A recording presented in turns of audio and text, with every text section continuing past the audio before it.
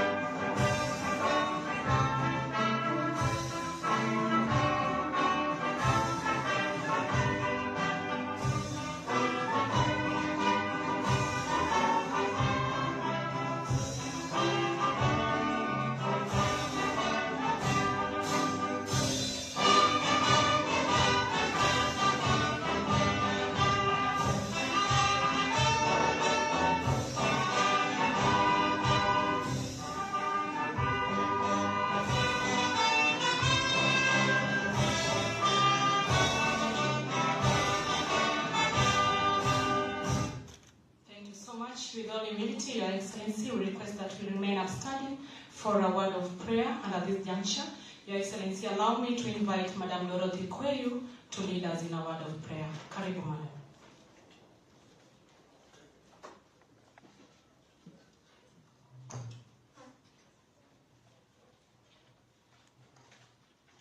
Let us pray. Eternal and ever-living Father, we are here in your presence, thanking you with heartfelt gratitude for your faithfulness unto us. This is a ceremony we have waited for since morning, a ceremony to lift off our annual convention as members of the Kenya Editors Guild, their partners, their sponsors, and members without whom this ceremony would not have been. We want to thank you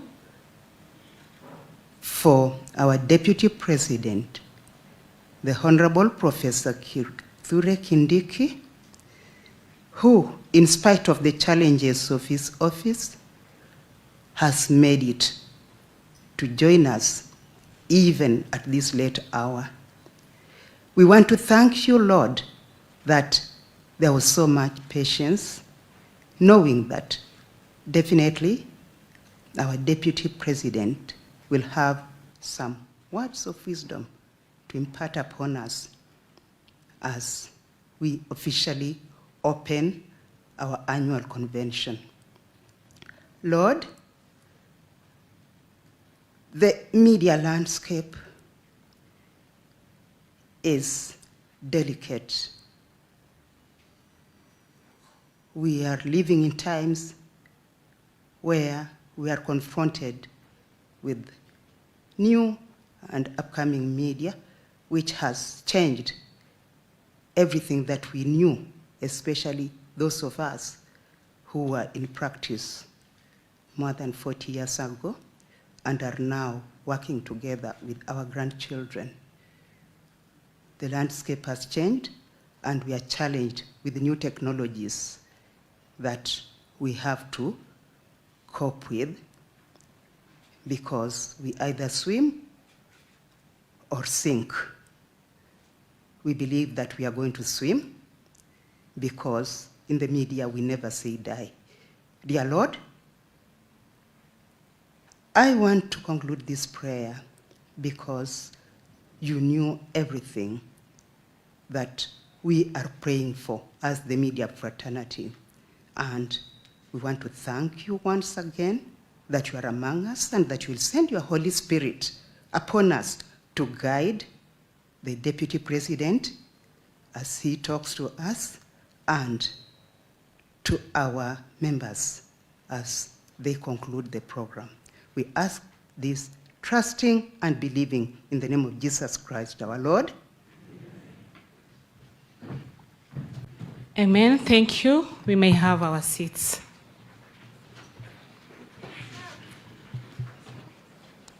The Chief Guest, Your Excellency, the Deputy President of our beloved nation, Honorable Professor KITHURE Kindiki, the Cabinet Secretary, Ministry of Information, Technology and the Digital Economy, Honorable Dr.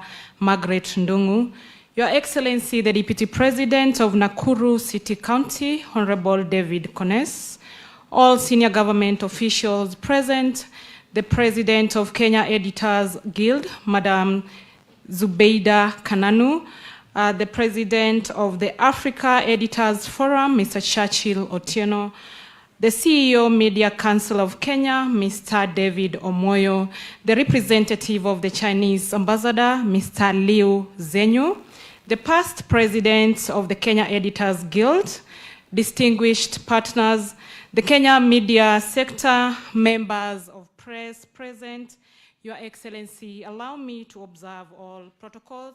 Ladies and gentlemen, Your Excellency, welcome to this 7th Annual Editors Guild Conference, deemed Innovative Storytelling for Public Good, Building Trust and Driving Change in the Digital Age.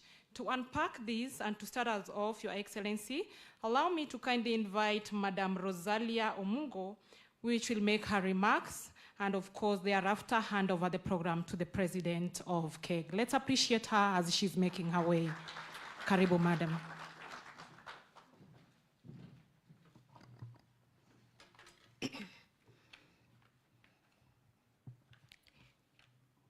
The Deputy President of the Republic of Kenya, His Excellency Professor KITHURE Kindiki, the Cabinet Secretary, Ministry of Information, Communications, Technology, and the Digital Economy, Dr. Margaret Ndungu, the Principal Secretary, I'll skip that, the President of Kenya Editors Guild, Zubeida Kananu, the representative of the Chinese Ambassador to Kenya, Liu Zenyu, the Chief Executive Officer of Media Council, David Omoyo, the representative of the Director General of Communication Authority, Leo Boruet, the Vice President of Kenya Editors Guild, Ruth Nesoba, members of the Executive Council, members of the Kenya Editors Guild, members of staff, the President of the African Editors Forum, Churchill Otieno, the Senior Project Manager, Friedrich Naumann Foundation, Judy Kaberia, the Deputy Governor, Nakuru County, the past presidents, the Secretary General of the Kenya Union of Journalists, Eric Odwor, the chairpersons of the associations of the Kenya Media Sector Working Group, distinguished partners, members of the press, ladies and gentlemen, good afternoon. And welcome to the 7th Annual Editors Convention. I will give a short introduction about the work of Kenya Editors Guild and milestones achieved so far. Kenya Editors Guild is the foremost professional association for editors in Kenya and exists to promote professionalism and excellence in journalism. The membership currently stands at 300, who include senior editors in television, print, academia, radio, and digital media. Kenya Editors Guild executes its work through a secretariat headed by myself and 5 staff who do the day-to-day running to ensure that programs are delivered to members, to our beneficiaries, the journalists, and the general public. Our work cuts across key thematic areas, including membership development, which allows KEG to develop its members. The KEG Annual Convention is part of this membership development, which offers opportunity for networking, giving back, introspection, and interrogation of industry issues by editors. In contributing to the development of the industry, we undertake training of the next generation of editors through the mentorship and media clinics. This is done in collaboration with the journalism schools. As editors, we engage with community members through town hall meetings, an initiative aimed at taking the media to the people. These meetings have helped to demystify the work of editors and have also allowed members of society who do not ordinarily make it to the editorial agenda to be heard. While our work as media association cuts across Kenya, we have established collaborations with other media associations in Kenya and in the region. Kenya Editors Guild is a co-convener of the Kenya Media Sector Working Group, a coalition of media actors bringing together journalists and other civil society organizations.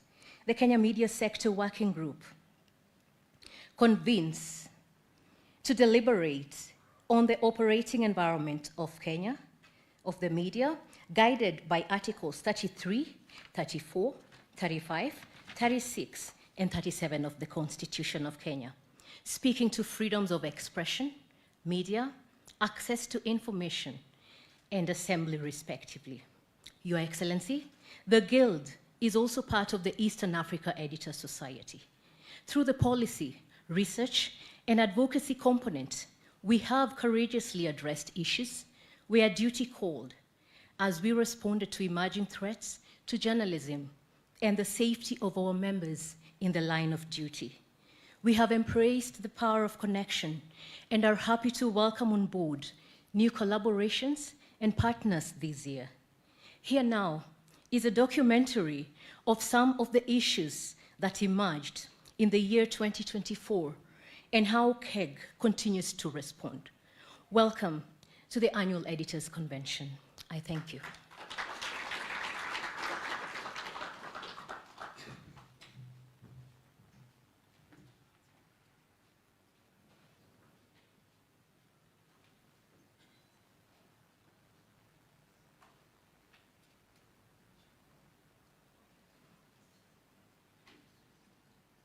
Of the year. Welcome to our seventh.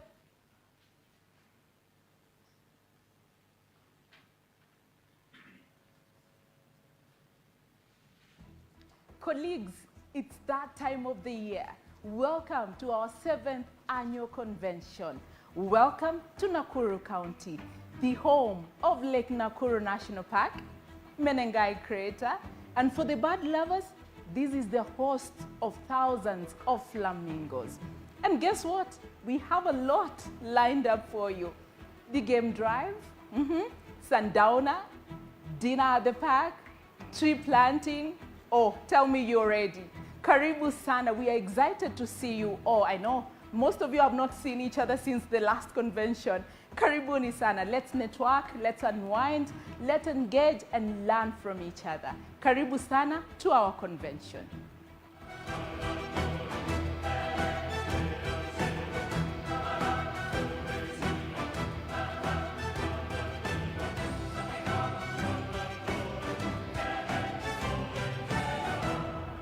Media disruption is a situation where media has realized that they are not the only people in town. The biggest disruption right now is technology. So if you are not aligned with technology, then you are in for a greater shock. That is the natural order of things. You might call it evolution. It's now a common phrase, as you said, in media forums. You either adapt or die. Kenya's media is one of the most diverse in Africa and continues to undergo significant transformation. Since the liberalization of the country's politics and economy in the early 1990s, the media has played a crucial role in improving governance and shaping public opinion. However, the media, which is predominantly privately owned, is facing serious disruptions which threaten its long-term sustainability. Challenges include a tightening political environment, deepening economic hardships, and fast-changing technological advancements. The Kenya Editors Guild has been calling for timely support for the media to enable it cope with these challenges. We'll keep pushing for press freedom, You know, that's one of our key mandates as Kenya Editors Guild. And we call for the support from all our stakeholders to ensure that we, in this democratic country, you know, and space, that we are able to enjoy the rights guaranteed to us under the Constitution. For 2 months, beginning June 2024, the government faced unprecedented youth-led demonstrations. We had witnessed several cases of journalists being arrested. Those, many of them were injured as well during the Gen Z-led protests. I was in the broadcast gallery when we had to stop to take another camera angle because there were live bullets and people are falling down. Protesters are falling down on camera. And you know that will be against our own regulations to show such a gory scene. Physical threats to journalists. We've seen them being beaten during the Gen Z protests to the extent that a journalist, a female journalist, was actually shot point blank on her legs by policemen who could clearly see that she's a journalist. I had suffered a cut on my arm from the handcuffs. I had been slapped around, I had been punched around the ribs. I had a few bruises. Veteran newspaper journalist and Kenya Editors Guild member Macharia Gaitho endured a harrowing abduction ordeal that unfolded in broad daylight. Some two fellows came out from a car which was behind us, came and yanked open my door and tried to pull me out. And that is when I realized they had handcuffs, they were trying to handcuff me. That is when I realized they were policemen and they were trying to take me wherever they want to take me. They said it was mistaken identity, but I have never bought that. It could not be mistaken identity because I think anybody who is anybody in security circles in Kenya knows me. They have my number, and that is what they were using to track me. Media associations condemned these attacks and rallied their voices, calling on the government to respect and uphold press freedom. The Kenya Media Sector Working Group decried police brutality and called for the enhanced safety, security and respect of journalists. Kila mwanahabari ana haki ya kuangazia habari na kufahamisha mwananchi kile ambacho kinaendelea bila ubaguzi wowote. Why are you blocking media from accessing the press gallery? That is unacceptable. We were very loud and very clear on attacks on journalists. We did issue strong statements condemning attacks on journalists. Immediately we did the protest. We were able to do a meeting with the security officers, that is police, the senior police officers, just to find a way how well can journalists work in an environment that they are feeling safe during such events. That was aimed directly at me. Following the responsibility journalists have and the risks associated with the job, the welfare of journalists should be paramount and taken care of by media houses and government. Welfare of journalists actually is at the core of our mandate, and we've been trying to engage media houses to see how they can address the pay problem in the media. Government advertising spend should not be used for blackmail or to apply pressure on the media. Those are public funds, and like all other public funds, must be used in the most prudent, most cost-effective ways. In pursuit of a solution, Kenya Editors Guild has reached out to Parliament to legislate the formation of a sustainability fund to support and strengthen the media. So the Kenya Media Sector Working Group has been looking at a strategy to bring on board the Kenya Journalism Fund or the Journalism Trust Fund. So that fund is supposed to cushion media during times of difficulties, during times of disruption. So how we envision it is that this will be a pot where foundations, where people who support independent journalism can put in their money, and then the money can be used to help media that is struggling The money can also be used to help journalists, independent journalists, freelancers, to continue to carry out the journalism that they are doing. The main reason why the media is facing challenges in revenue generation is because of technological disruption. The media landscape has expanded and the emergence of digital media is eating into the revenue streams of traditional media. We removed the barriers of access, so that we allowed many people to get into the media space as producers, as critical actors. We have not found a way around increasing the funding to the media work, because good journalism costs money and someone must be able to pay for it. The traditional form of advertising is ceding ground to very new ways of advertising.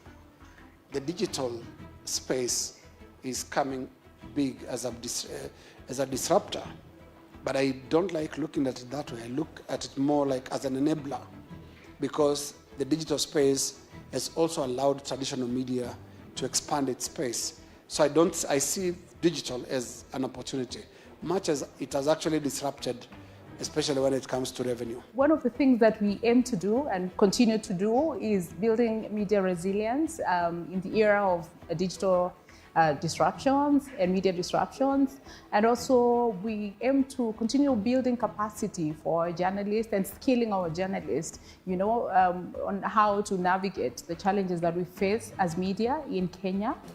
Technological advancement has been and remains the major catalyst in media transformation. Technological advancement has really increased access to media. It has allowed media houses and content producers and journalists to be able to distribute their content through various channels and reach to many people. The consumers on the other end, who haven't been entirely educated about which content is which, they are consuming both, and sometimes they consume more from the unethical content producers or from the unlicensed, untrained content producers than the trained and the verified media houses. So on one side, we have the opportunities of it's cheaper, it's faster, better quality, a wider reach. And then now we have the competition from fakes and then too many people crowding off the market. And I think sometimes even confusing the consumer, because you have too much information. That ability to filter quality and all that is also a challenge on the consumer side. Despite challenging traditional media in news gathering, digital media has also created opportunities for provision of tailor-made content with multiple distribution channels. We disrupted the media industry.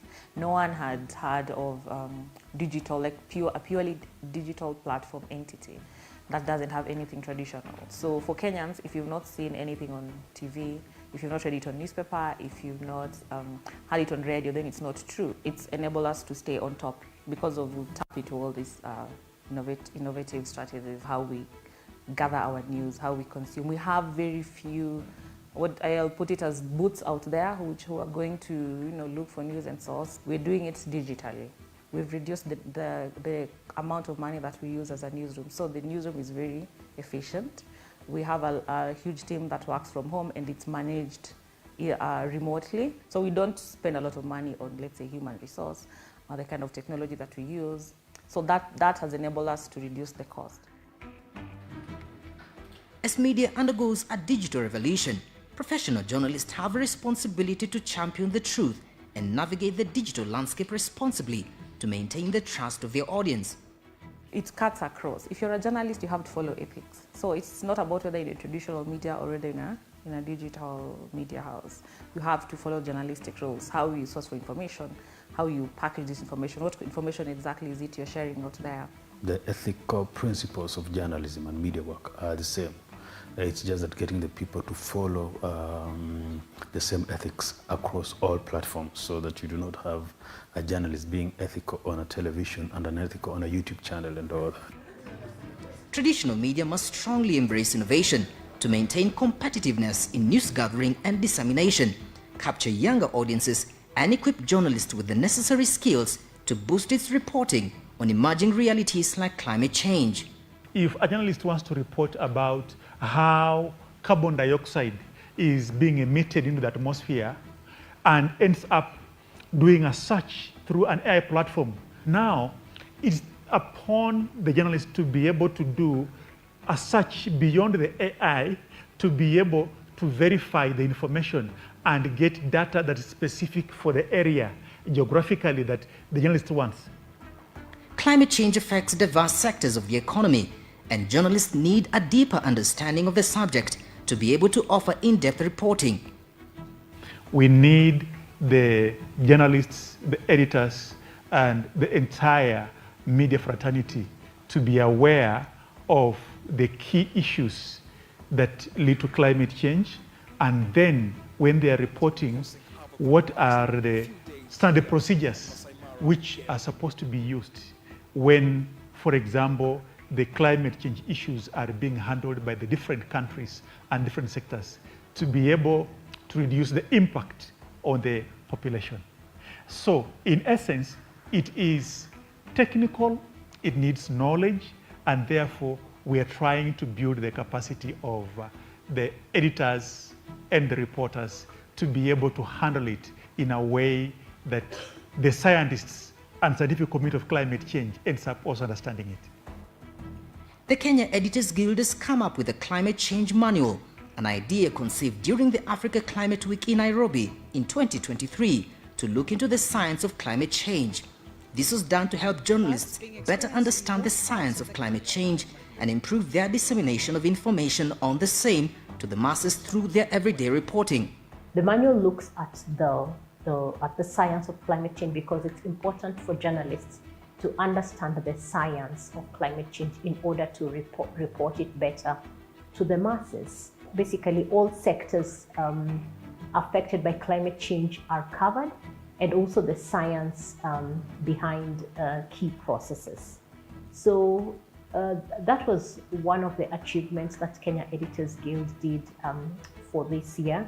And we hope that going forward, the manual can be even more simplified into some sort of a handbook. The end goal for this is to have it incorporated within the development programs in the journalism schools. Climate change is one of the key topics lined up at this year's convention as editors and media professionals aim for more constructive, solution-oriented reporting on climate change. Why are we doing this? Is because as journalists, we would like to help our editors and also reporters and practitioners in the industry to be able to tell climate change in a way that is relatable to the audience that is listening to us. We will also have an opportunity to listen to the minister from Information and Communication Ministry as a host ministry for media or for the state. Would like to hear about some of the concerns that we have raised, the current media laws or proposals that are there that may look at eating away some of the freedoms that we have as the industry. It's a cocktail of different things that we'll be doing, but mostly just unwinding and networking and engaging each other. Sometimes we are so busy, it's a long year, we've faced many challenges, so this is the opportunity that we get to just sit back and relax and enjoy.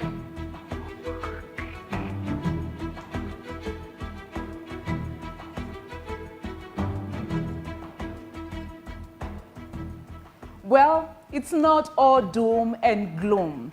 We are not going to relent. Together, we shall conquer.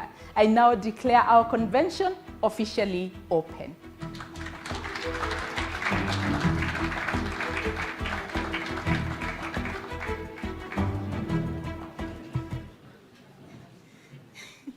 Good afternoon.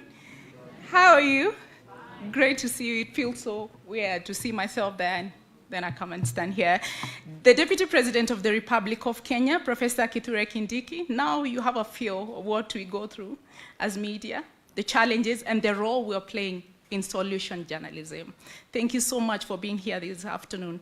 Thank you for your time. The Cabinet Secretary, Ministry of Information, Communications, Technology, and the Digital Economy, Dr. Margaret Ndungu. Umeona hiyo maneno?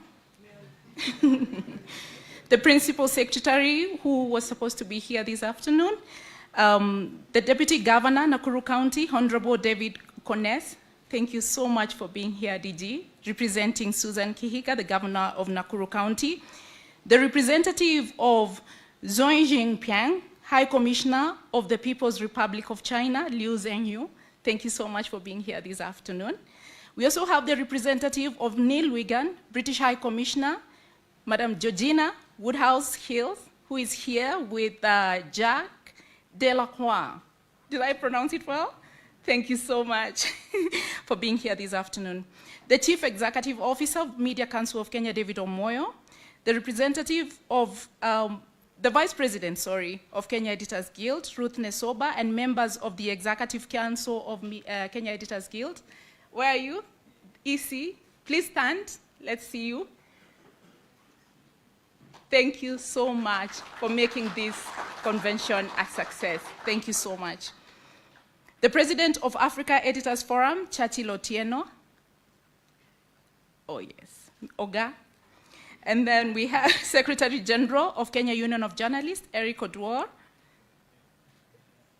Oh, also on that side, thank you so much. Senior Project Manager, Frederick Norman Foundation, Judy Kaberia. Thank you so much for being here this afternoon. Lydia Gashungi, Regional Advisor, Freedom of Expression and Safety of Journalists, UNESCO. Lydia, thank you so much for being here. Esteemed partners, distinguished members of Kenya Editors Guild and the Secretariat, ladies and gentlemen, and the media, thank you so much for covering us. You know, we are told media, journalism is a very lonely profession. Nobody tells our story. It had to take our initiative to tell our own story.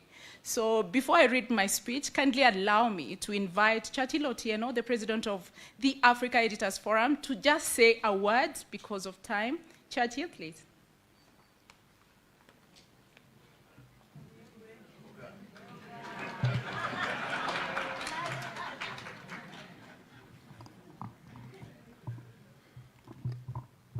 Thank you, Madam President. Your Excellency, Professor KITHURE Kindiki, the Deputy President of the Republic of Kenya, Dr. Margaret Ndung, CS Information Communication and Digital Economy, the Deputy Governor, Nakuru County, and our host, distinguished ladies and gentlemen, colleagues led by my brother David Omoyo from the Media Council of Kenya. I know there's also some significant editors in the room. Allow me to pinpoint a few of them. Joe Ageo is hiding somewhere at the back of the room, and help me congratulate him on joining the World Editors Forum Board. And we have a veteran editor, Macharia Gaido, also hiding somewhere in the room. A well-known noisemaker and disruptor. And we do also have a veteran editor in the name of Eric Obino, whom we lost to politics, but he's still one of us. I bring greetings from Africa and a message from media stakeholders in Africa. And the African media fraternity is looking up to Kenya as they chase just one vision, which is how might Africa tell its own story. A number of policy proposals are coming from the Africa Editors Forum, and I'd like to leave you with only 3 of them. The first one is the whole question of how might we pay for journalism. And one idea that has come up that I think we must give significant attention as Kenya is the idea of journalism funds as a way of replacing the revenues that we are losing to shrinking advertising. And the proposal is that there are a number of ways in which we can create a basket that ensures that our society benefits from critical public interest journalism. And one of them is in making sure that a portion of monies that we recover from corruption is invested in investigative journalism. Just 2 months ago, the Ethics and Anti-Corruption Commission did hand over to President Ruto a check of 5.5 billion Kenya shillings recovered from graft. If a portion of that money was invested in our journalism, a few more of our newsrooms would be able to deliver more accurately for our people. The second critical policy recommendation is in the whole question of capital flight through advertising in the big tech space, be it social media, be it AI technologies. And the question is, as these big tech companies take advantage of journalistic product and journalistic content to make revenues, how do we make sure that our laws gives them a chance to also contribute in sustaining our journalism? So the whole question of fair pricing and the whole question of competition laws to make sure that those who benefit from journalism also participate in making sure that they pay for that journalism is important. The last one is on the question of safety, a big issue in Africa. As we speak, the journalists in jail in many African countries, the journalists who paid that limit price in many African countries. Kenya is being looked at as an example where such things don't happen. And we hope that in partnership with the government, we can get commitments to make sure this happens. I thank you, and I celebrate the Kenya Editors Guild on the 7th convention. Thank you very much, Churchill. And maybe something he forgot to mention is that in 2026, we are hoping to bid for Kenya to host the 6th Africa Media Convention. And guess what? The Deputy President and the CS have committed to support us in making that possible. Asante sana, we deeply appreciate. Now allow me to invite the CEO of our regulator, MCK. Please say a word, just a word, please. Thank you.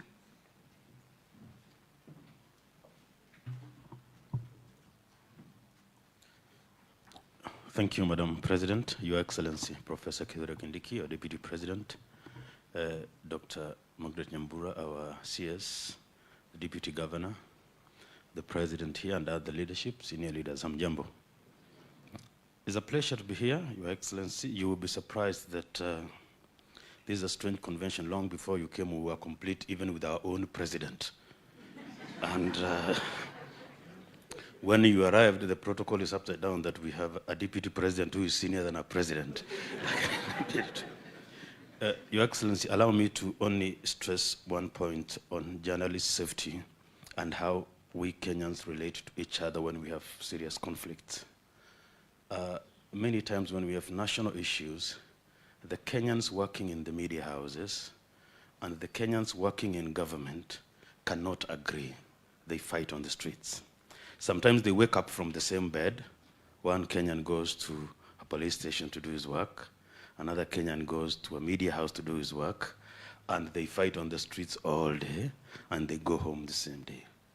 I hope that as a country that has matured democratically, we can find a way to engage and disagree in principle without fighting each other.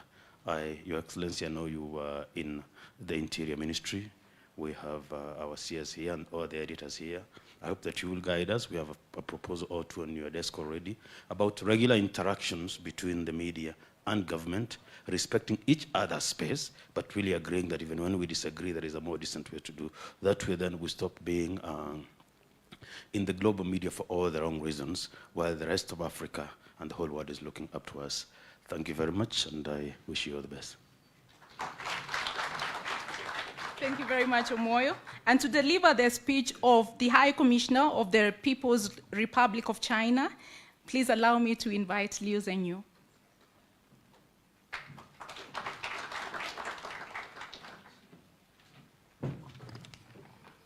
Your Excellency, Professor KITHURE Kindiki, the Deputy President of the Republic of Kenya, Honorable CS of ICT and Digital Economy, Dr. Margaret Ndungu, President of the Kenya Editors Guild, Ms. Zubeida Kananu, Mr. David Omoyo, CEO of MCK, and also Mr. Churchill Otieno, the President of the African Editors Forum.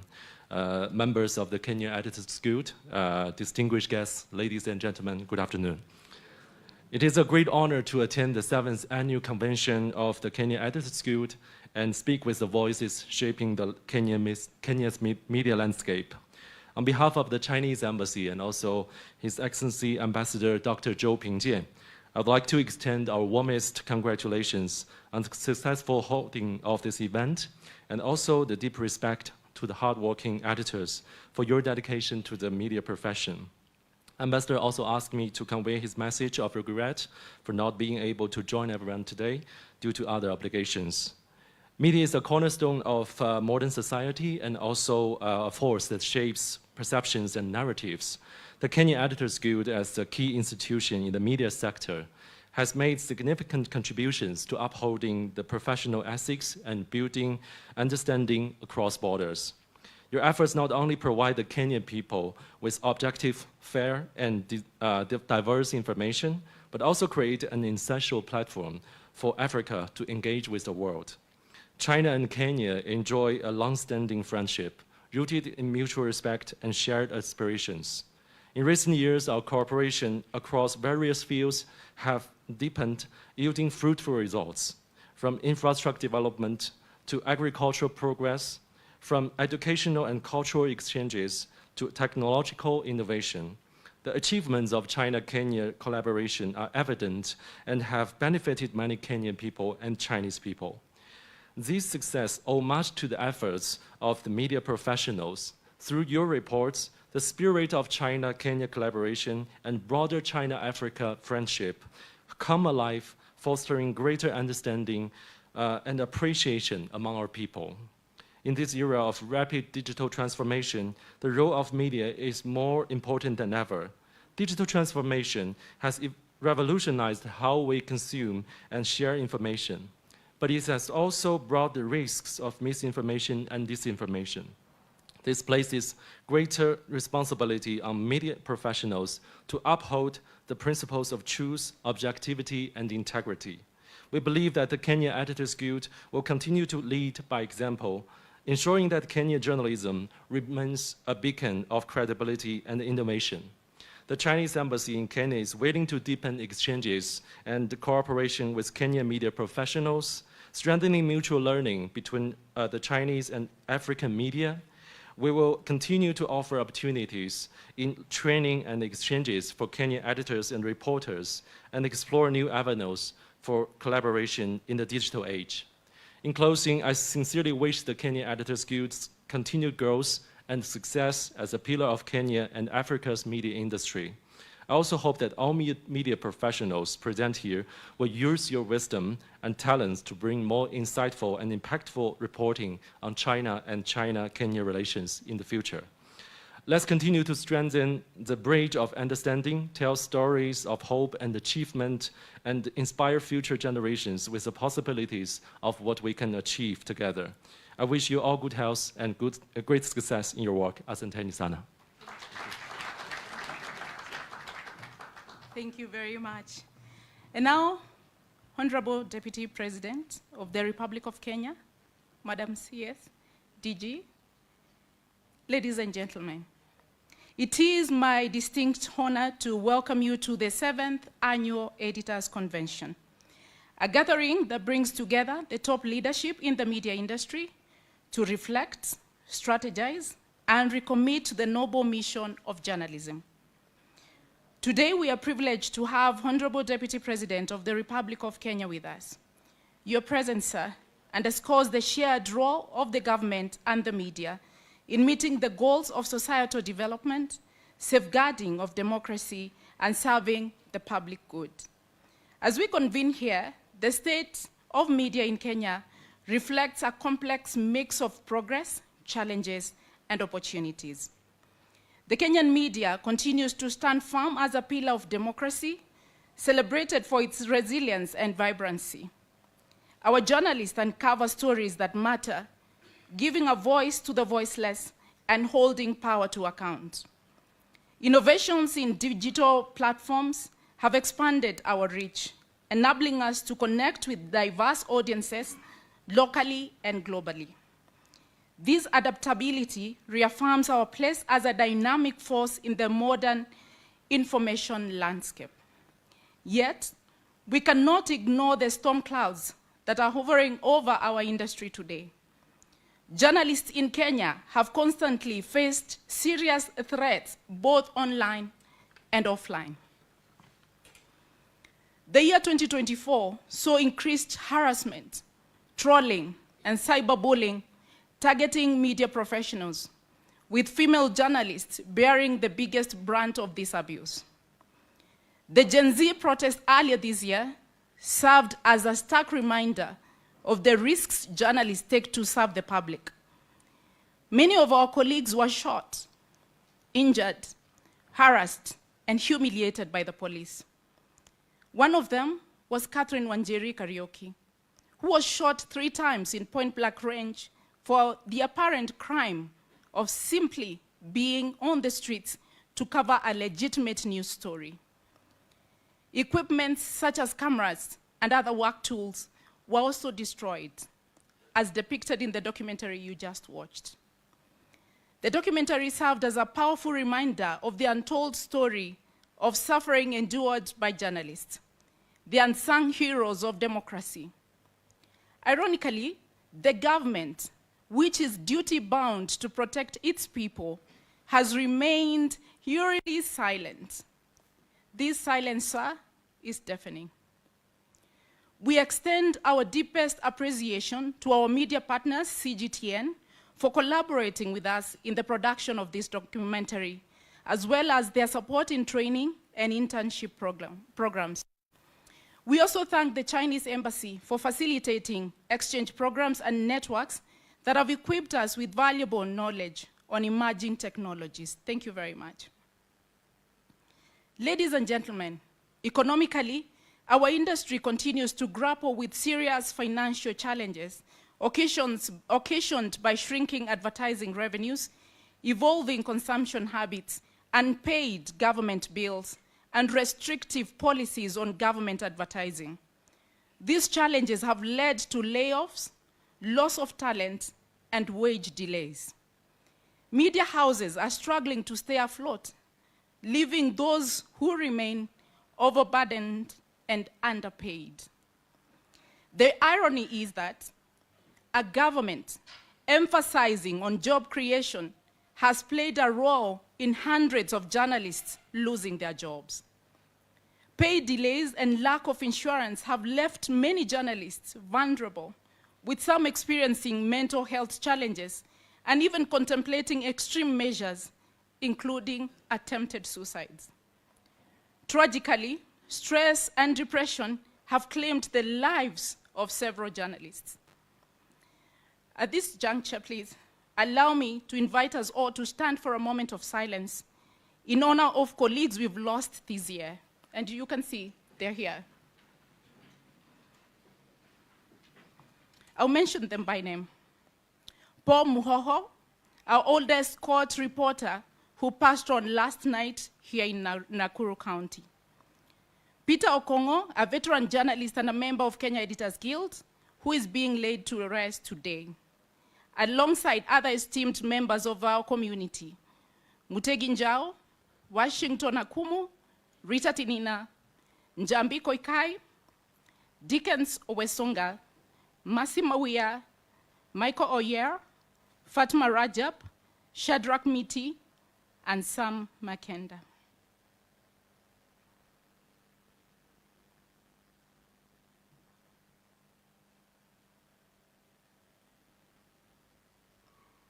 We honor them and celebrate them for their dedication to journalism, even in the face of personal and professional struggles. While the reasons for their passing vary, their loss is deeply felt across the media fraternity. May their contributions continue to inspire us as we move forward. Amen. Thank you very much. You may take your seats. Honorable Deputy President, ladies and gentlemen, institutional challenges compound these challenges, or shortcomings compound these challenges. For the 4th consecutive year, the Media Council of Kenya has been operating without a board, while budget cuts limit its ability to effectively oversee the industry. Similarly, the Media Complaints Commission has been hamstrung by what we see as state interference. In addition, there is an enduring duplicity of content regulation between the Media Council of Kenya and the Communications Authority.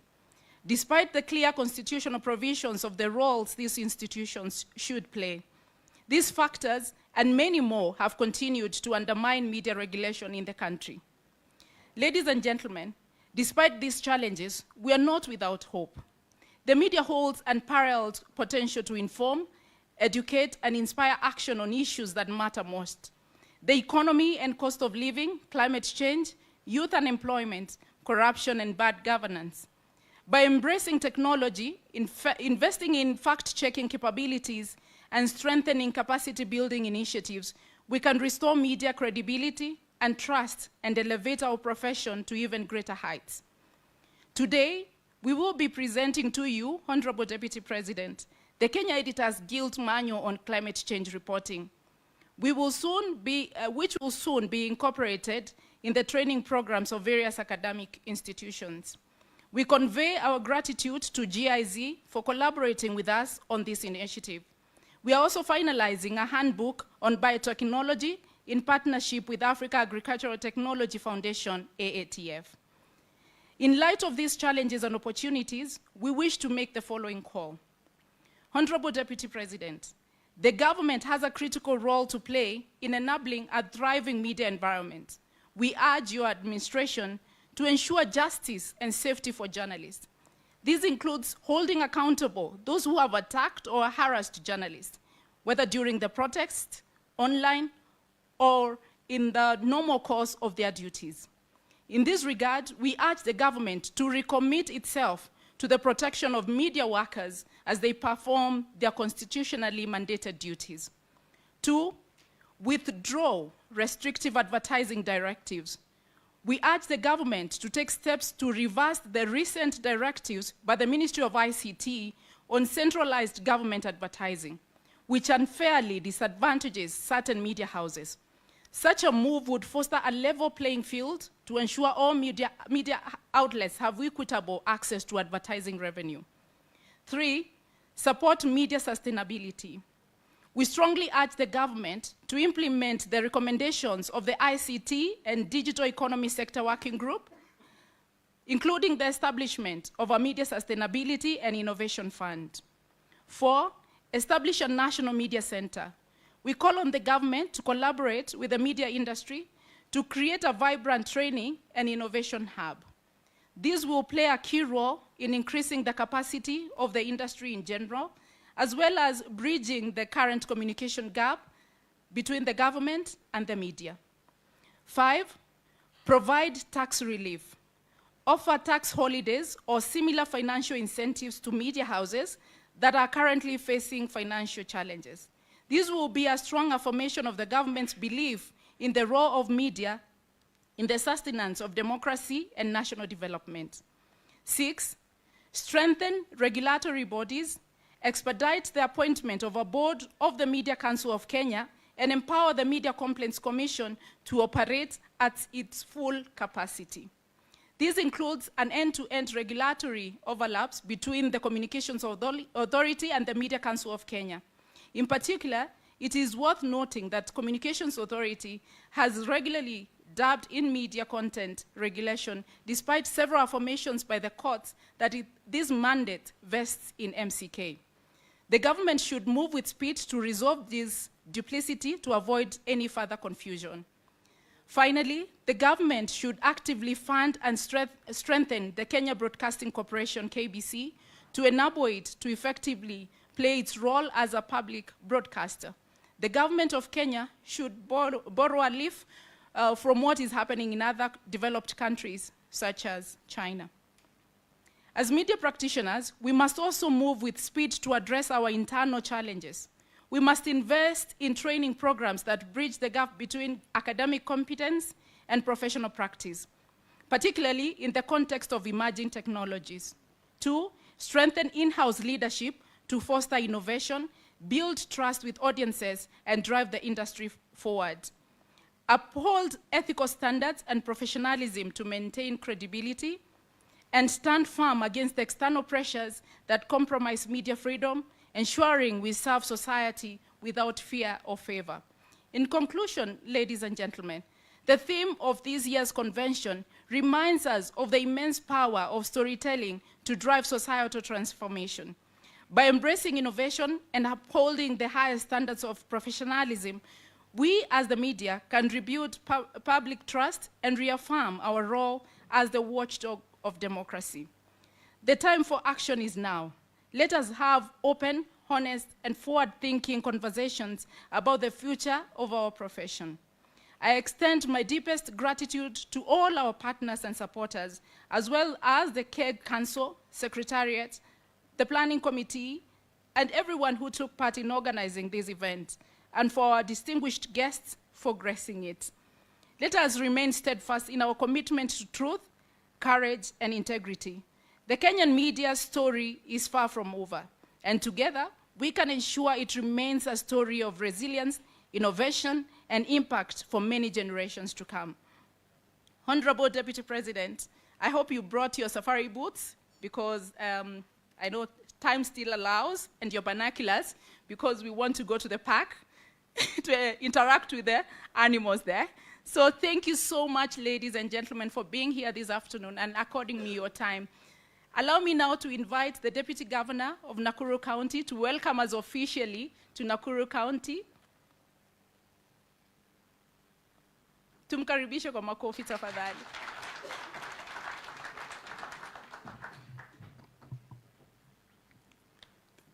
Thank you very much. Your Excellency, the Deputy President of the Republic of Kenya, Professor KITHURE Kindiki, our CS, Dr. Margaret Nyambura, ladies and gentlemen, allow me to write on the protocols already established. Good afternoon. Good afternoon once more. Yeah, mine is only to welcome you on behalf of Our Excellency, the Governor of Nakuru County, to our county of unlimited opportunities. I want to welcome you, Your Excellency. The Governor is not around, and she asked me to come here so that I can welcome you and everybody who is inside this room today. I want you to feel more welcome, and again, before you leave Nakuru County, please, you make sure that you visit various places like Lake Nakuru. If you go there, you will feel like staying there for the whole week. Also make a visit in Menengai Crater, one of our historical area where you also feel, you look at the area, it is so fantastic. You see the geothermal production there. And also Naivasha, Lake Naivasha, the landscape, the scenery. Please go outside the town and also spend some few shillings here and there in the hotels and also buy some few things. Now, so allow me, Your Excellency, to read the speech of Our Excellency Governor Nakuru County because she was supposed to be here to address you. So it is my great pleasure to join you, the Kenya Editors Guild, today as you congregate here in Nakuru City to deliberate on issues not only affecting your profession, but the cumulative impact of your work on the country and its people. I take the earliest opportunity to acknowledge the decision by the Kenya Editors Guild to choose Nakuru City as the venue for your conference. Special thanks to all stakeholders who made it possible for this annual coming together of men and women of the pen. Even though advancements in technology are slowly taking away the inherent semantics behind that praise, I welcome you all to Nakuru City. You all sample its hospitality and the attractions in our city and the county of unlimited opportunities. Asked about what he feared most, former British Prime Minister Harold Macmillan said, "Events, boy, events.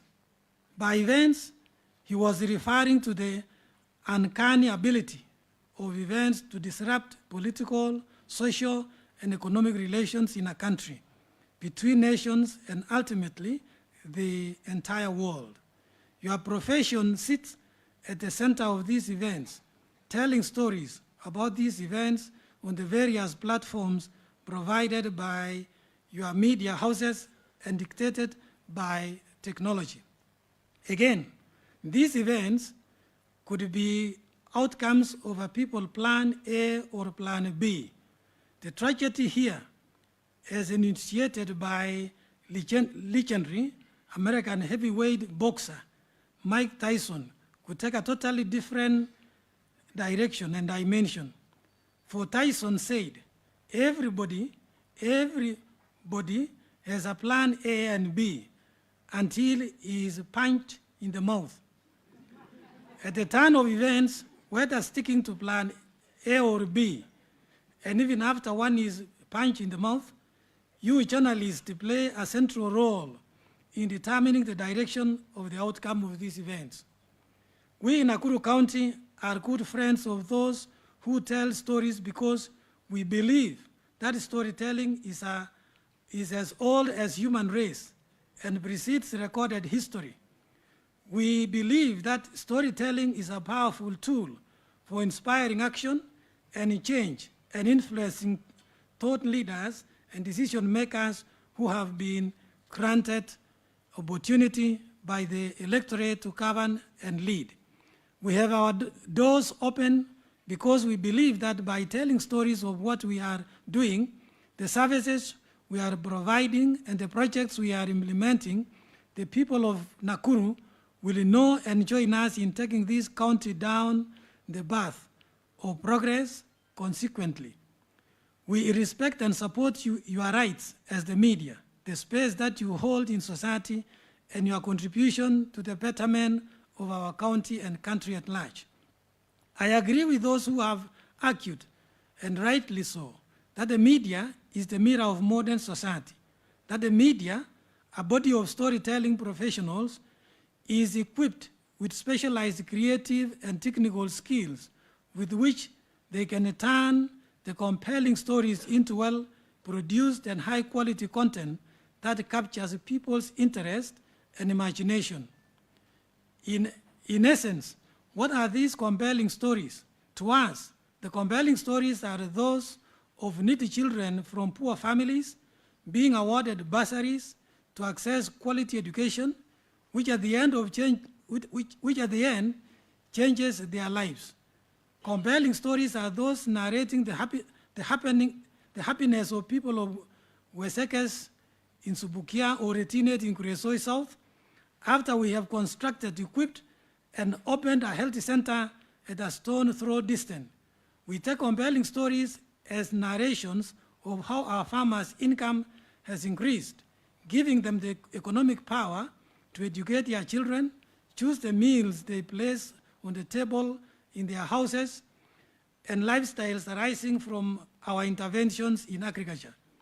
Equally, we define as compelling stories tales about the kilometers of road we have constructed and traveled, the number of people in settlements we have assisted to get title deeds, the happiness of our market women when we constructed ultra-modern markets for them, the gratification of our youth when we create jobs for them by attracting investors to Nakuru County and through ICT hubs, the appreciation of our aging generation when we construct homes and offer them care, the triumph of new technologies and services in our level 4 and level 5 hospitals, and the smiling faces of our children at ECTE centers, enjoying a whole meal under the Uchi program. I can go on and on. The list is endless. These are the compelling stories we as the county government of Nakuru expect professional storytellers to use their creativity and skills to put out there. The themes of this conference, innovative storytelling for public goods, building trust and driving change in the digital age, says it all. The way a story is told a message is delivered or a narrative is navigated has changed dramatically over the last few years. Stories are retold through video games, interactive books, and social media. Stories are told on sorts of different platforms and through all sorts of different devices. They are immersive, letting the user interact with the story and letting the user enter the story and shape it themselves. Therein, however, lies the danger and the most poignant challenge that we face at the moment, building trust. Building trust in the digital age is not just a necessity. How do you build trust in this digital age? We hold that transparency, social proof, authentic content, ethical practices, community engagement, continuous improvement, veracity, and evident reporting will go a long way to build trust of the public in storytelling in this digital age. The society is wiser, and with technology, many are distortions of reality that are being fed to the public. And it's time for the storytellers to stand up and be counted by building trust, not only with governments, but with the people they write for. In conclusion, technology has had a profound impact on storytelling. It has revitalized the accessibility, distribution, and engagement of stories. I expect that this conference will come up with the outcomes that will immensely contribute towards storytelling for the public good. Thank you, Her Excellency Susan Kihika, EGH, Governor, Nakuru County. Thank you very much, DG. Yesterday, these editors here played part in increasing the forest cover at Menengai Crater. Forest, yes. Because our first activity was what? Tree planting. Yeah? Did you get that message? Yeah? Yeah? So that was our first activity. Tonight we are going to Lake Nakuru National Park where we'll have our dinner. So a lot is lined up today. Kindly now allow me to invite Madam CS to share her remarks and then invite the Honorable Deputy President. Thank you very much.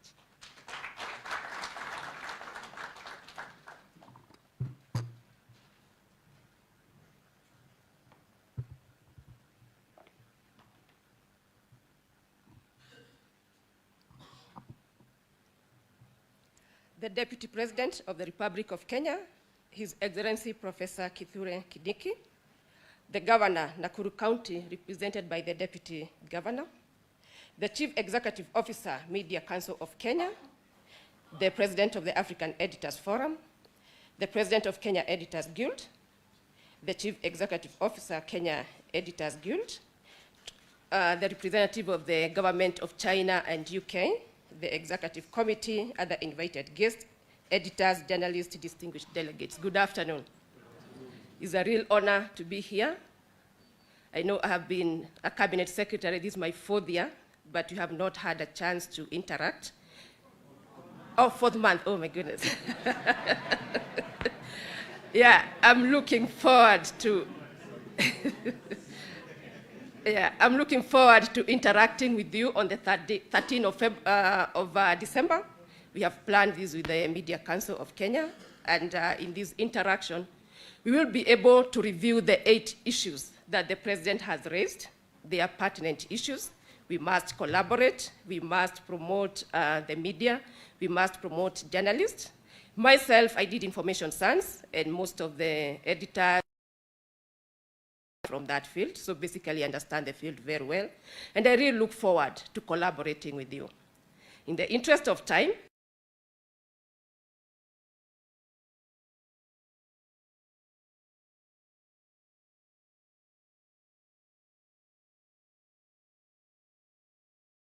media personalities, our role as a government to ensure that we create that enablement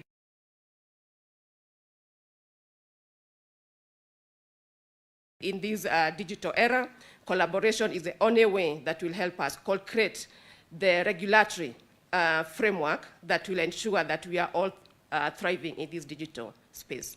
We must ensure that our young children, they are reading and accessing the right content. And again, we must do this if we are responsible, we are ethical, we are ensuring that we use these technologies. Artificial intelligence is very critical, but use of it can lead to different outcomes. We would want the positive outcome to promote socio-economic development. And with that, I would want to take now these opportunities to ask you to be upstanding and welcome the Deputy President to give his speech. Thank you.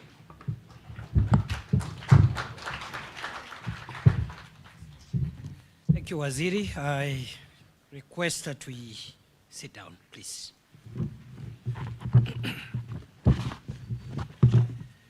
Good evening.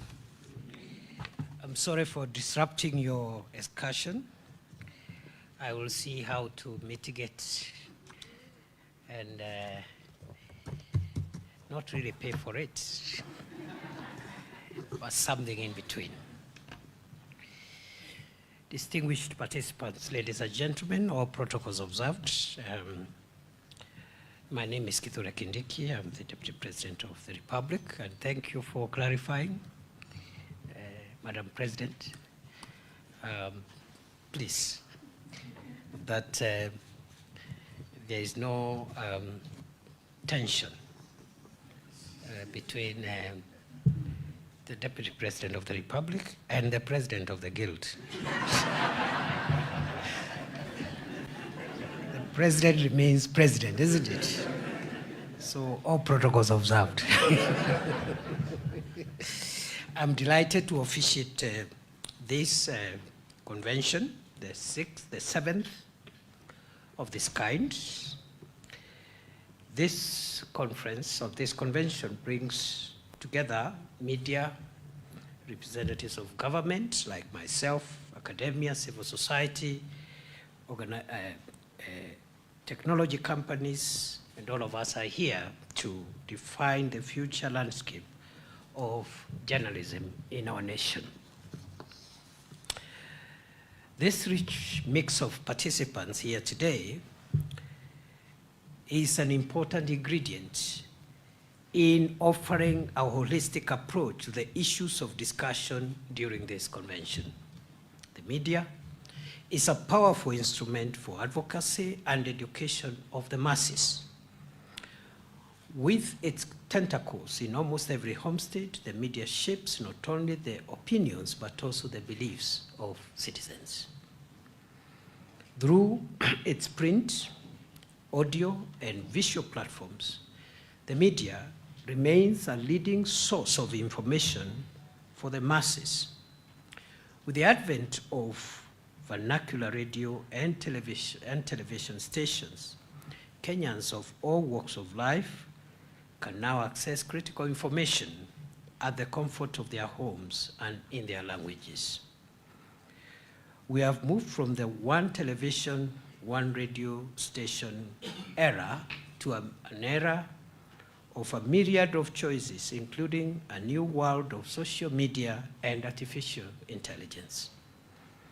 These changes have had as big an impact on the media sector as it has had on all other segments of our society. Today, media houses are struggling to compete with non-traditional peers where integrity and standards cannot be assured.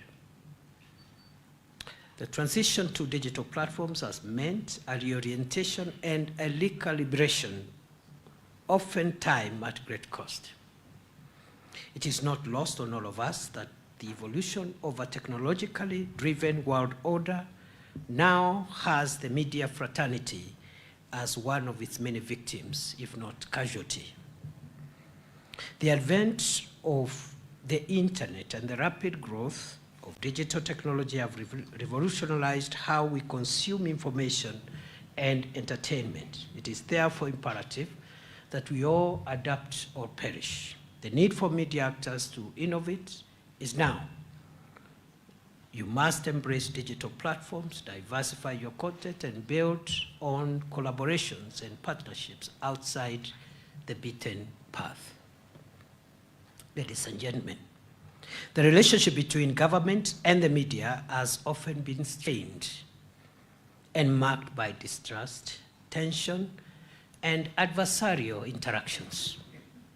The media has been cited for advancing political and partisan interests sometimes at the expense of its core mandate of being the public watchdog.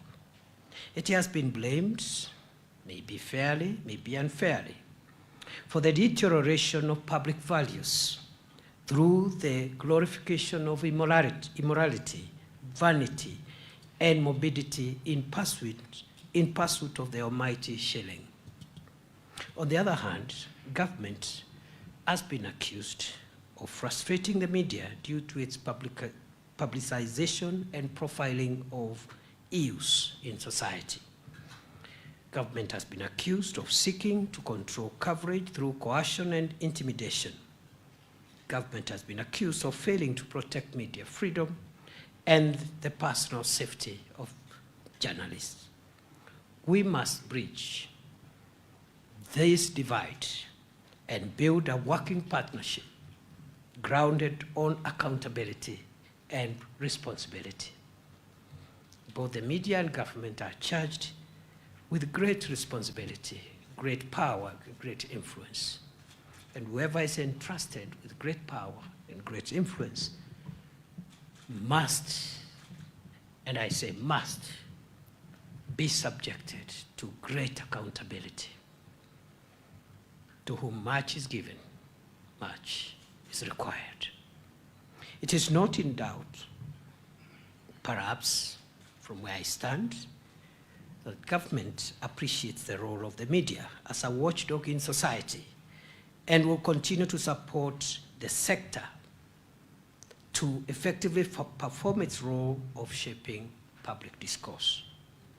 Through educating the public on current affairs, exposing malpractices, and holding government agencies and officials to account, the media contributes to the safeguarding of the tenets of our national values and principles of governance, which are espoused in Article 10 of our Constitution. However, the exercise of media freedom as guaranteed by the Constitution should be of necessity, be tempered with a sense of responsibility, as I have said, and accountability. It is more common today to find single perspectives, barely tempered by a right of reply about perceived government action or inaction. Indeed, it is not uncommon to see small insert apologies, often a few days after a sensational story has been published, seeking to apologize and clarify positions, and only after a victim has called the media out for its misreporting, by which time the credibility of the victim is in shambles. Journalists must uphold a high level of professionalism that is founded on professional standards. I am aware that the Kenya Editors Guild, as the professional association for editors in Kenya, is dedicated to promoting media professionalism and credibility. I call on you to do more. The profession is expected to candidly critique and point out areas where the government can do better. As you do so, it is equally important to spotlight the reforms, initiatives, programs that occasionally government implements, sometimes without a lot of fanfare, to improve the lives of Kenyans. In other words, paint a comprehensive picture for the people of Kenya, both the good and what you think could be done better. Government does not ask to be favored. We do not request to be favored. No, we ask and indeed expect impartiality in your reporting, where you present all the facts and cover all sides of a story. Fair reporting, in a sense, should mean not reporting what cannot be verified. Reporting must not be aimed at tarnishing people or institutions' reputations. Just a few reflections. We have been asking ourselves, for example, those of us who are privileged to serve in government at this time, could, for example, the new healthcare system, the Taifa Care, could it provide a silver lining, if not for any other reason, in its ability to perform data analytics for the first time, so that we can identify and plan for the most common diseases affecting Kenyans today? Isn't the affordable housing program inadvertently providing avenues for our young TVET students to undertake industrial training, and for everyday masons, welders, and carpenters to become experiential teachers to these young minds? What is really so different about the new university funding model from the old help application process that required a letter from the chief? And so on and so forth. And what we are saying here is that government, like any other human endeavor, is not perfect.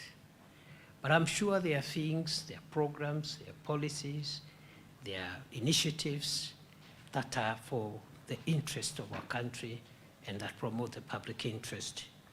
And I think it is only fair, even as corrective reporting is done on the imperfections of some of the programs, it is only fair that those highlights of what is working also find their space in your reporting. I saw yesterday, I think, His Excellency the President launched the, it's not really launching, but just give the status of where we are on enhancing transparency in the e-citizen endeavor. And he did report how government revenue that hitherto used to be pilfered, used to be mismanaged, as exponentially increased because of the transparency measures that have been put in place through the digitization of government services. Tremendous leaps and tremendous savings have been done. Money which ordinarily would be stolen, pilfered, and misappropriated by people who are using manual methods of collection. In the fight against corruption, which I think remains one of the most consequential fights that this country must sustain to be able to survive in the long run, for the country to survive in the long run. I would have thought that, for example, the measures taken by the government to increase transparency and track the money that the government collects from the people of Kenya is a bold step towards enhancing transparency and improving the fight against corruption. Because that way, the next thing now to be asked, or we should be asking, is how that money is being used for the benefit of the people of Kenya. Therefore, I call upon media to ensure factual reporting built on credibility and concrete conceptualization of issues. We should be devoid of biases and interests that often trigger sensational communication. It is time we upscale to fact-based, accountable, and honest reporting.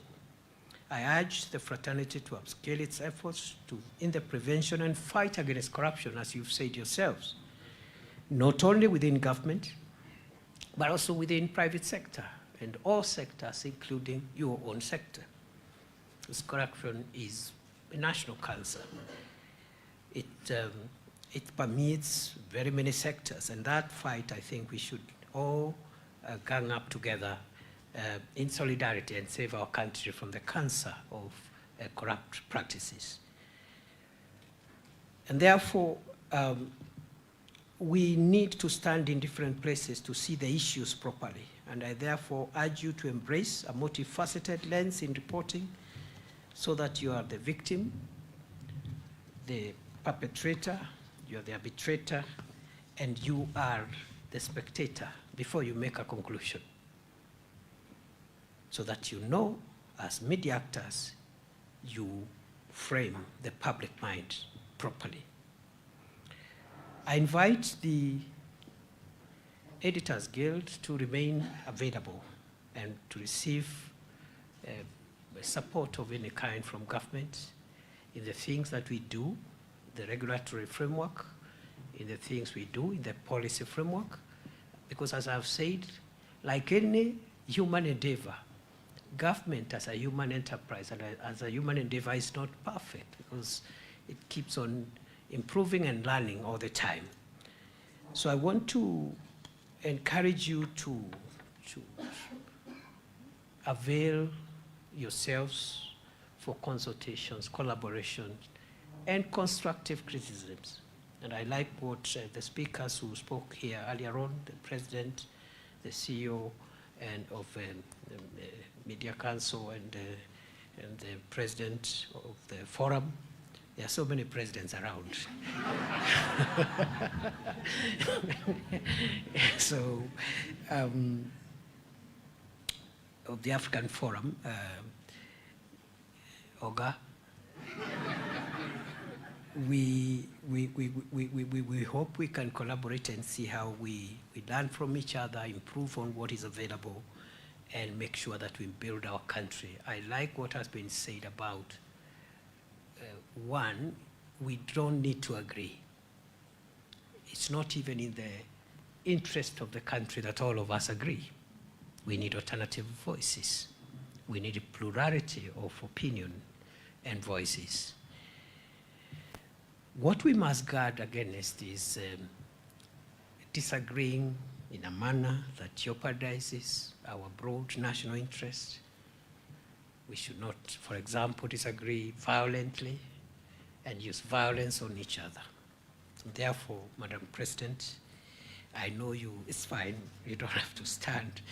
I know it is, I know that clip you showed here was deliberately prepared.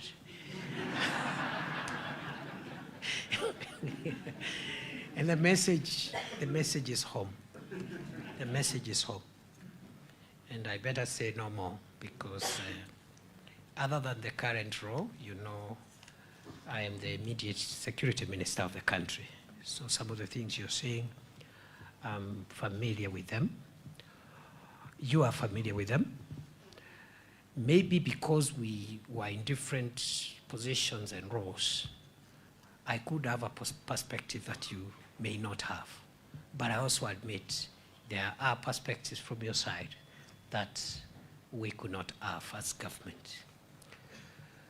So the thin balance, therefore, of how we articulate our differences of opinion and different positions in the transaction of our national life, whether politics, business, professions, we must make sure that in those transactions we don't hurt our national interests, especially the existential, foundational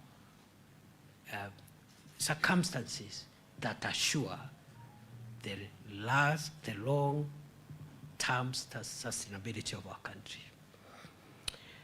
Now, you know, the balances between freedom of expression, assembly, picketing, media freedom, access to information, on the one hand, heavy protections, quite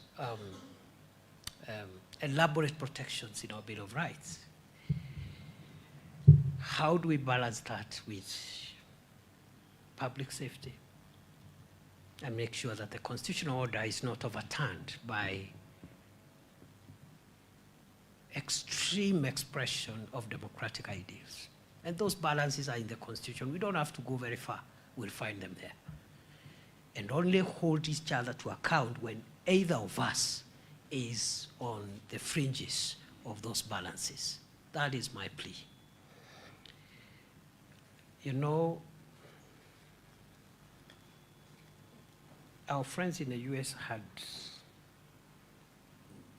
a democratic stress test like the one we had in June in this country. I would not call them protests, I would call them a democratic stress test. Because the tensions between the liberties of the citizen, which are immutable and entrenched, and the survival of our constitutional institutions, that delicate balance is something we will have to navigate going forward. I don't want to raise issues which are not for this forum. But I've been wondering, as a citizen of Kenya and as a leader and a member of this administration, we are guaranteed our freedoms in very absolute ways, sure. But I thought the same constitution has also asked us to preserve the nation and preserve the constitutional order and its institutions. I thought so. I thought so. If that be the case, for example, if, for example, through popular consensus, and I'm saying this is hypothetical, it did not happen, but if by popular consensus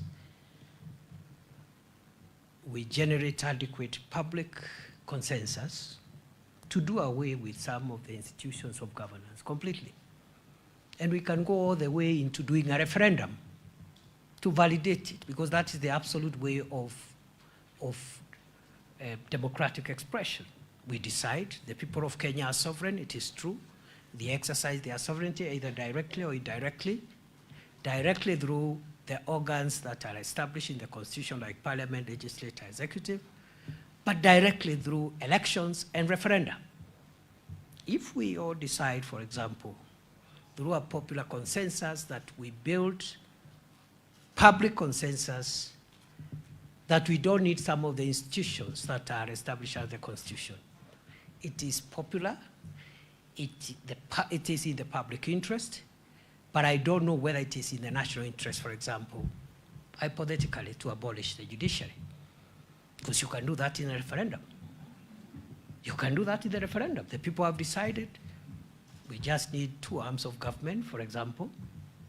We don't need an arm of government that deals with disputes between citizens and among each other, or between citizens and those who are responsible for running government institutions.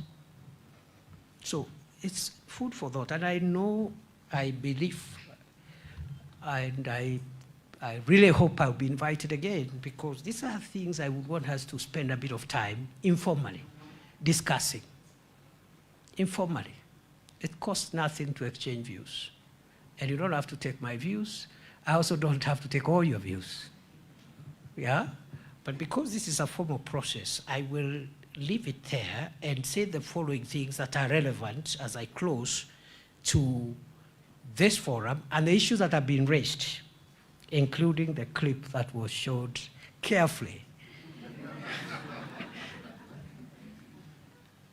and strategically. First, my sister here, our cabinet secretary for ICT, is one of your own. Is one of your own. She is, yes, a member of government and so forth, but professionally, she's one of your own. I am a member of government, but professionally, I'm an advocate of the High Court of Kenya. I am a member of the legal profession. Okay?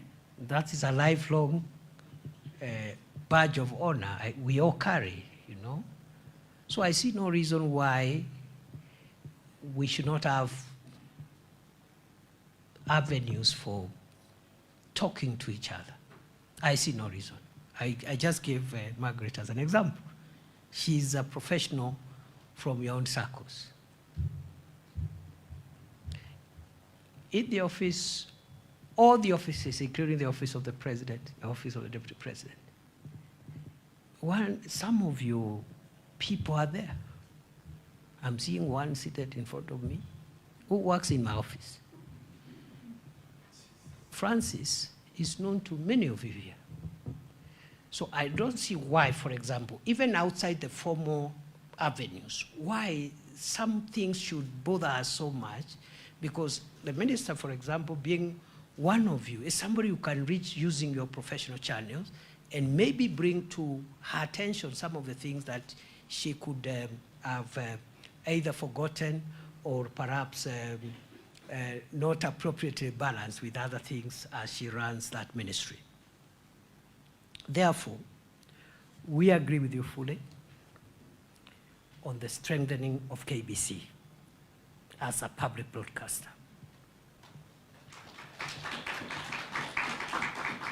We equally agree with you fully and unequivocally on the need for us as a country governed by the rule of law and a constitutional order. We should respect court orders and what the courts have said about the relationship between the Media Council of Kenya and the Communications Authority. There should be no doubt or debate because we are a country run by the rule of law. There could be interpretational issues and so forth, but that is a discussion we can have. But I think there is nothing to negotiate around that space. On the safety of journalists, we agree. For the reasons which I have said in my formal remarks, we agree that the safety of journalists is critical. We believe in the freedom of the media. We endeavor to protect it. Our Constitution has guaranteed these freedoms. And you expect in any society, occasionally there will be infractions.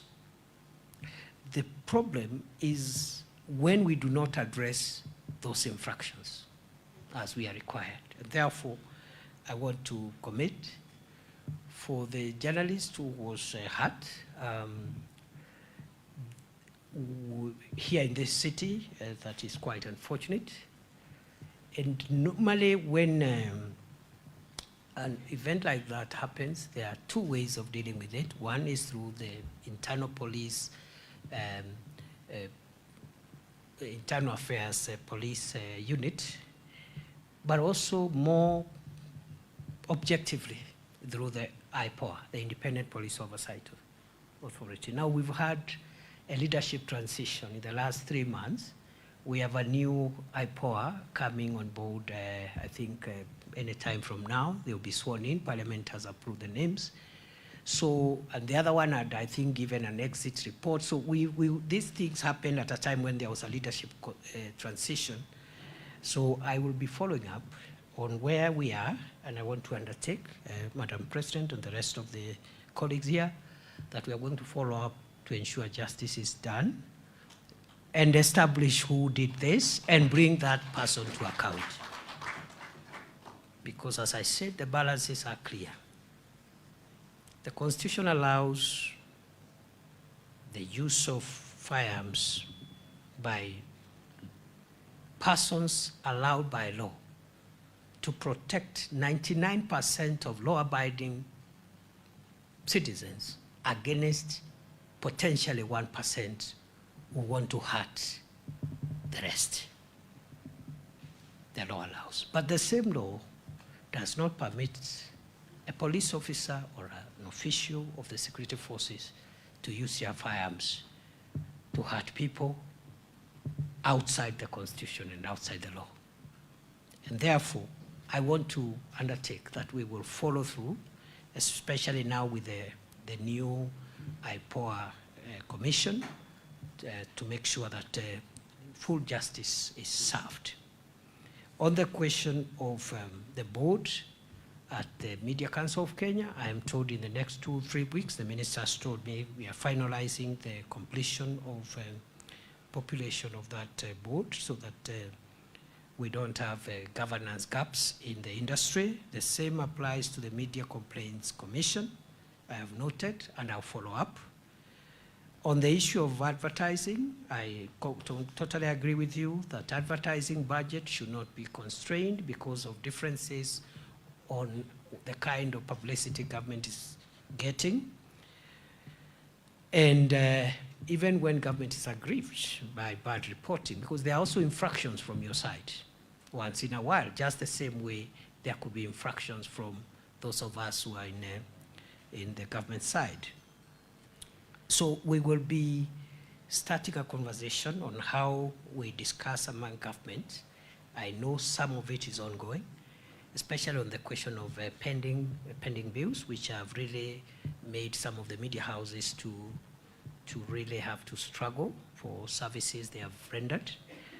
But as you're aware, pending bills are a general challenge in our economy.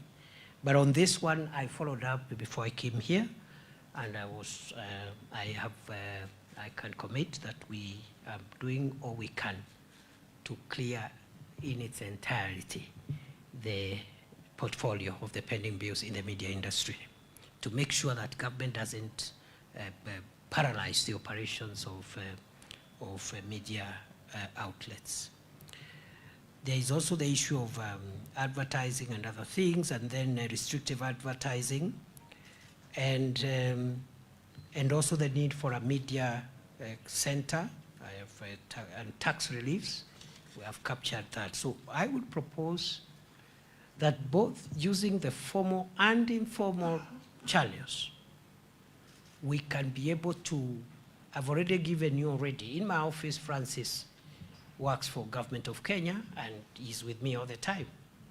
So if we wait for the normal government procedures for matters that are urgent to be brought to my office, it may take time.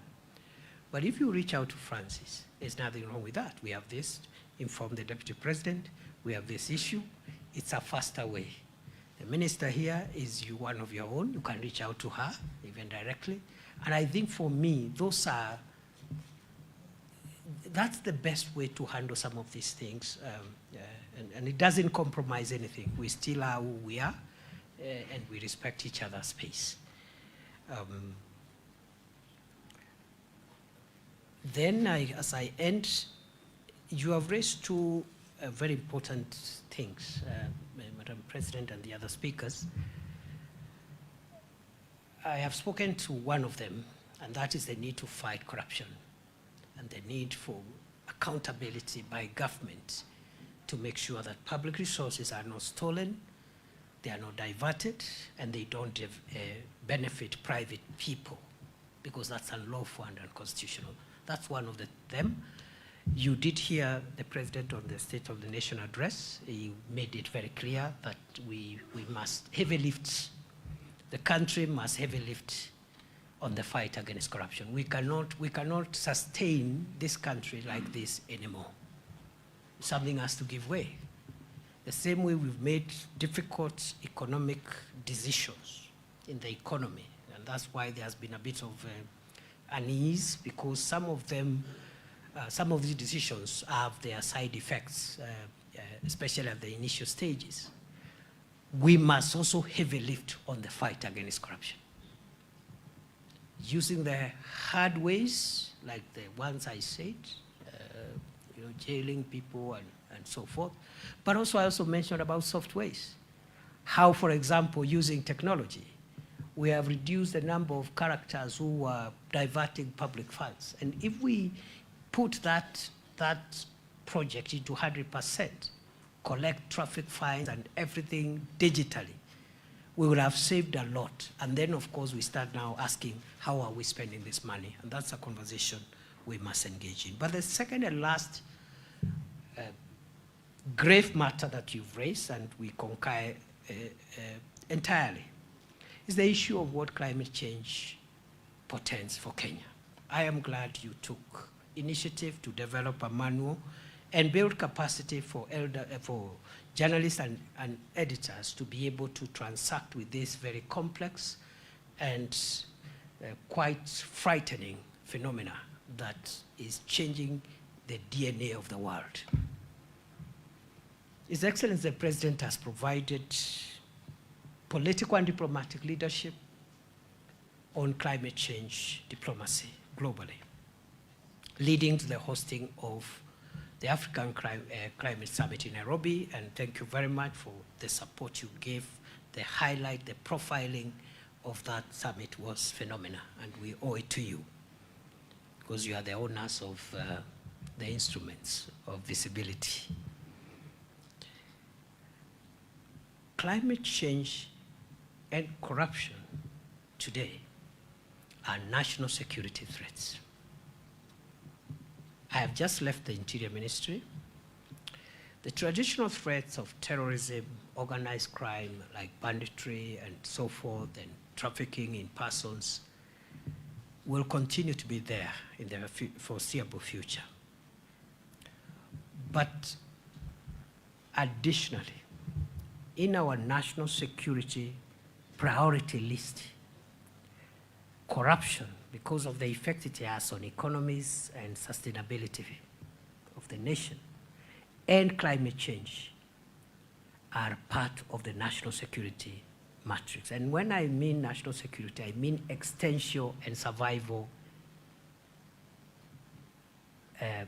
aspects of our country. The DNA of the world, including Kenya, is changing because of very, very, very hostile and brutal effects of climate change. Severe droughts, severe floods, a displacement of populations and communities, resource conflicts, everything in between, even diseases. And therefore, good people, you are leading the way in integrating your profession to the science of climate change, and that is very commendable. And this country applauds you for what you've done. And really, if anybody had a doubt that the Kenyan media is a trailblazer and a thought leader for the region, and I dare say, we also compare very well even in the world. The kind of things Kenyan media does are not in so many democracies, as much as we have problems. In fact, the reason why the challenges we have get highlighted and we get angry when infractions are committed is because our country allows the visibility of those infractions, and we have a very good media, a very good constitution, and I think we should all struggle to fit into the very, very, very good example that you provided so that other sectors can follow suit. Those are my remarks for today. I wish you all the best. I hope you said you're giving me the book or something. That would be good. And thank you for inviting me for the park thing, the park and dinner something, the game drive. I really wish. I'm actually tempted to take the offer. So I wanted to ask,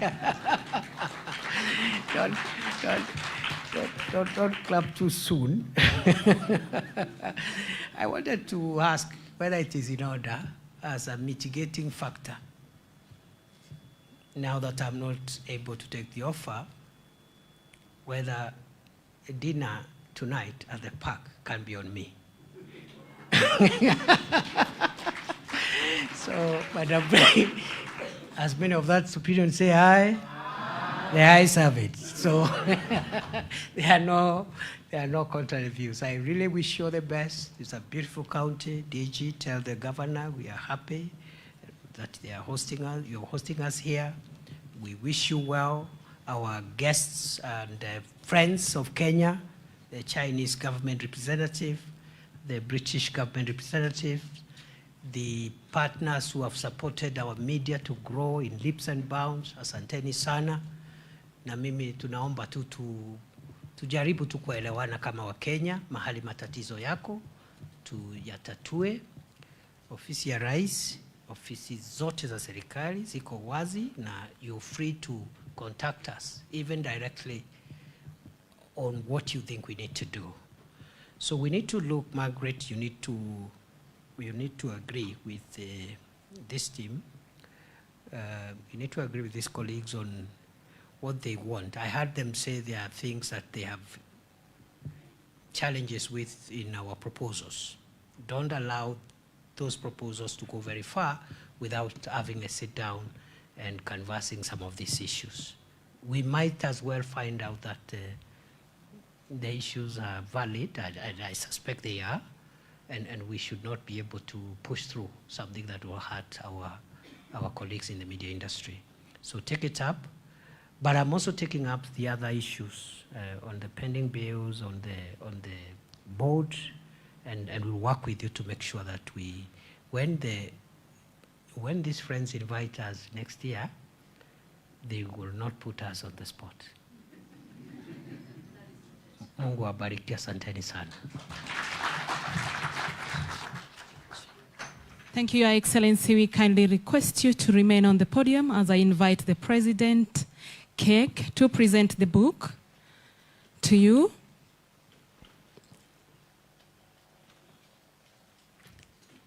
The President, the book is being handed over to you, then you present it to the Deputy President of the Republic of Kenya.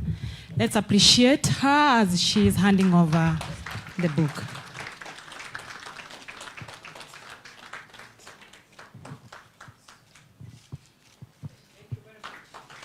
Your Excellency, we still ask you to remain on the podium kindly as the President, joined by the Vice President, are going to gift you.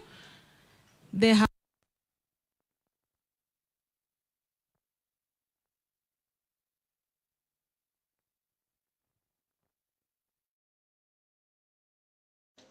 Let's appreciate His Excellency the Deputy President and the team of KEC for presenting this gift to the Deputy President.